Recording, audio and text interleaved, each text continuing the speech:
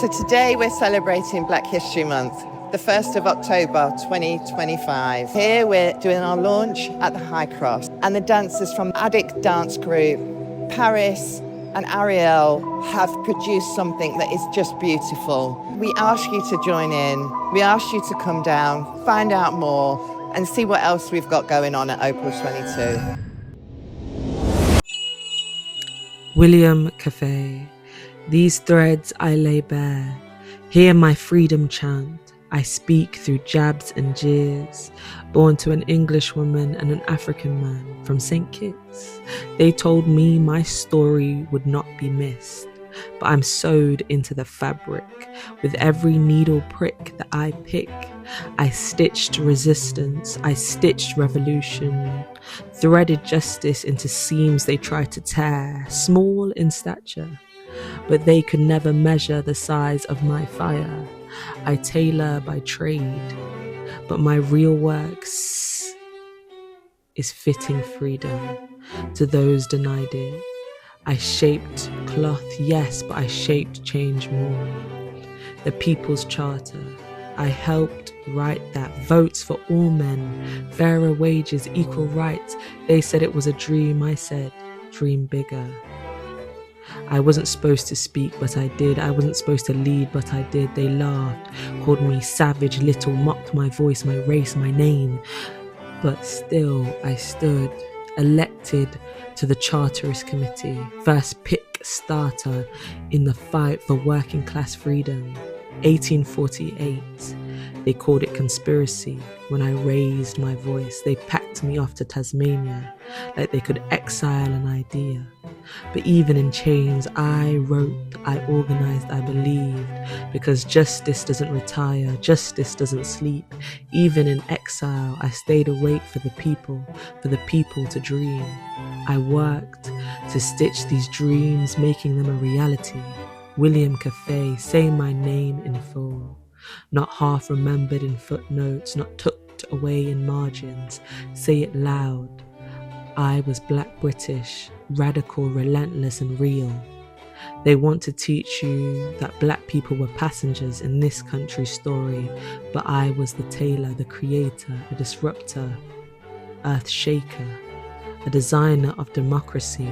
They can't unpick the stitch I laid. I'm part of the pattern now. In the hemline of hope, in the lining of revolution, I am William Cafe.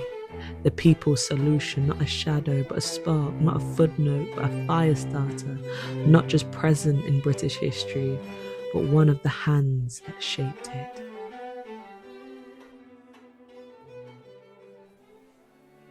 Barbara Blake Hannah, the first Black woman on British television, the first Black person, it is certain.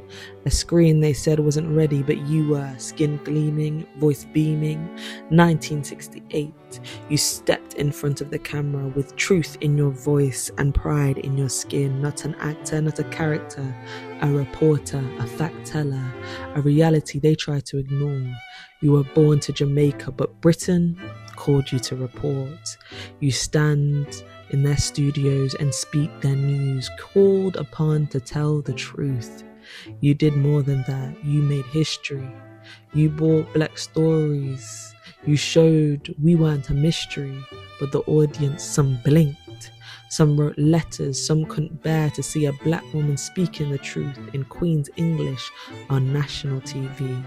So they let you go, not because you failed, but because your skin was not pale. You showed up, showed us, showed them the face of Britain was changing. They tried to erase you, but Barbara, you just moved the frame. You picked up the pen, you picked up the camera. You told stories they refused to see, stories of African pride, Caribbean brilliance, diaspora, futures. You became a filmmaker, an author, a cultural ambassador. And when you returned to Jamaica, you didn't slow down. You served as a senator, a Black woman in parliament, at a time when the world still questioned if we belonged in power. You stood tall, showing them you will not cower, You proved that representation isn't about trends, it's about the truth. It's about seeing ourselves reflected, respected, and remembered. You opened the door for every black journalist who dared to speak, for every girl who dreamed of the spotlight but was told she didn't belong in the frame. Barbara Blake Hannah, not just a first, not just a name, but a mirror, a trailblazer, a reminder that we have always been here, brilliant, bold, and ready to be seen.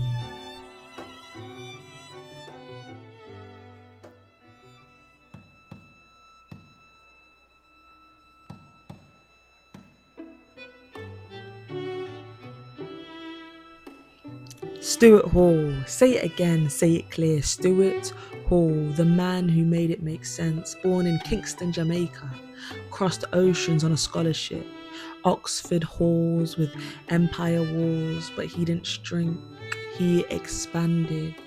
Mind wide, eyes sharper than headlines. He read between the lines and taught us how to see. He said culture is not fixed. It's not a statue, not a border, not a flag. It moves, it bends, it remixes, like sound systems in basements, like accents blending across continents, like a young Jamaican becoming British without losing the rhythm of where they came from. He didn't just study culture, he deconstructed it, showed us how TV screens and newspapers built the borders in our minds.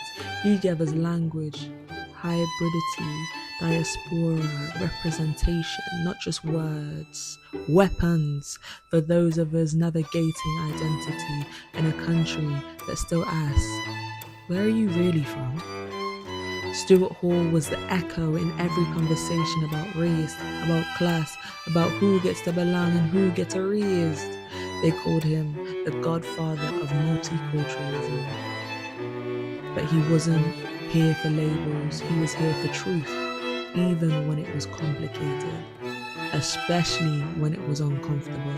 He stood on TV, not to entertain, but to educate, challenging Britain to face itself. And for so many of us, his voice was the first that made sense of what we felt, but didn't have the words for. You can be Caribbean and British, you can be black and European. You're not an outsider to your own story. Stuart Hall, not a statue, not a slogan, but a lighthouse, a signal through foggy history and political spin. His thoughts shaped scholars, his words shaped artists, his presence shaped possibility. So when they ask you what it means to be British and something more, tell them about Stuart Hall. Tell them he showed us the culture is alive, that identity is complex, that black minds have shaped this nation's intellect as much as its rhyme.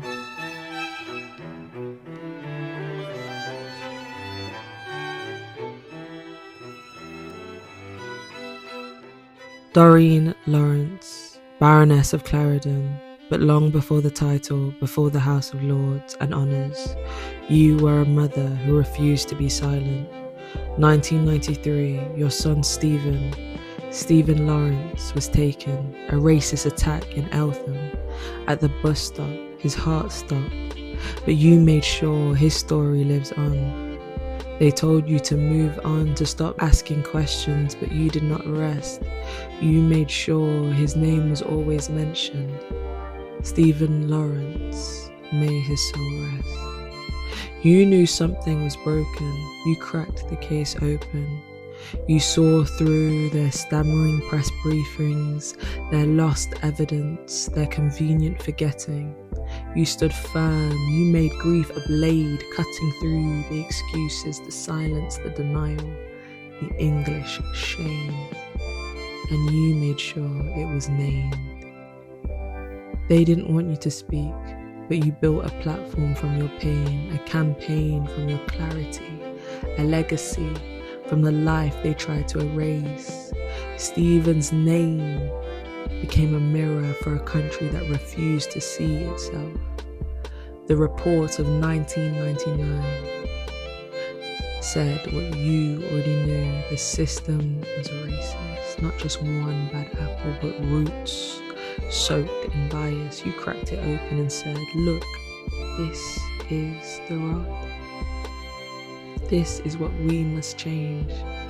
They never expected a black woman to shake the British justice system, but you did. Not with shouting, but with truth. Not with power, but with persistence. Doreen Lawrence, mother, campaigner, change maker. You founded a trust, now called Blueprint for All, opening doors for those shut out. You made it to the Lords, not for status, but for service. Not to sit quietly, but to sit deliberately, a reminder that justice wears many faces. They thought Stephen's story would be buried, but you raised it like a banner. You made it clear he was not just a tragedy, he was a turning point, a call to action, a son of Britain, a seed of change. And you, Doreen, were the soil. They held that seed, you made it grow. Through storms, through sorrow, into something the world could not ignore. So say her name too. Say Baroness Lawrence, say Doreen Lawrence, but also say mother, say force, say fire. Say because of her the country has to look in the mirror. Because of her the silence was broken. Thank you. That was amazing.